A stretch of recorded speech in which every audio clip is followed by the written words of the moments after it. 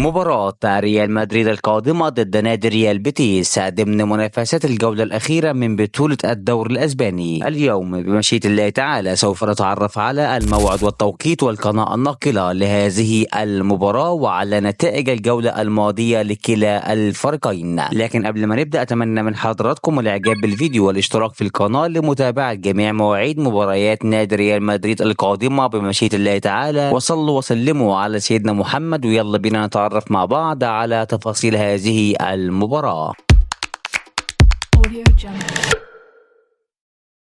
تعادل نادي ريال مدريد في مباراة الجولة الماضية أمام نادي فياريال بنتيجة 4-4 ليصبح مدريد متصدرا برصيد 94 نقطة من 37 مباراة، حيث حقق ريال مدريد المكسب في 29 مباراة وتعادل في 7 مباريات وتلقى هزيمة في مباراة وحيدة. وعلى الجانب الآخر نادي ريال بيتيس في مباراة الجولة الماضية تلقى هزيمة بنتيجة 2-0 أمام نادي ريال سوسيداد، ليصبح نادي ريال بيتيس في ترتيب المركز السابع برصيد 56 نقطة من 37 مباراة. وفي آخر مواجهات الفريقين ريال بيتيس ضد نادي ريال مدريد تعادل الفريقين بنتيجة 1-1 ضمن منافسات الجولة 16 من الدور الأول لهذا الموسم. وفي الجولة القادمة سوف يستقبل نادي ريال مدريد المباراة على استاد سانتياغو برنابيو في يوم السبت الموافق 25/5/2024، على أن تنطلق أحداث المباراة في تمام الساعة 8 مساء بتوقيت المغرب والجزائر وتونس، 9 مساء بتوقيت ليبيا والسودان، 10 مساء بتوقيت السعودية والعراق وقطر والأردن وسوريا ولبنان، 11 مساء بتوقيت سلطنة عمان والإمارات. وسوف تنقل هذه المباراة عبر شاشة البي إن سبورت 1. بكده يبقى تعرفنا مع بعض على تفاصيل هذه المباراة. أتمنى التوفيق لنادي ريال مدريد ولكل مشجعي في هذه المباراة، وأتمنى لحضراتكم مشاهدة ممتعة. ما تنسوش طبعا تشاركونا توقعاتكم عن نتيجة هذه المباراة في التعليقات.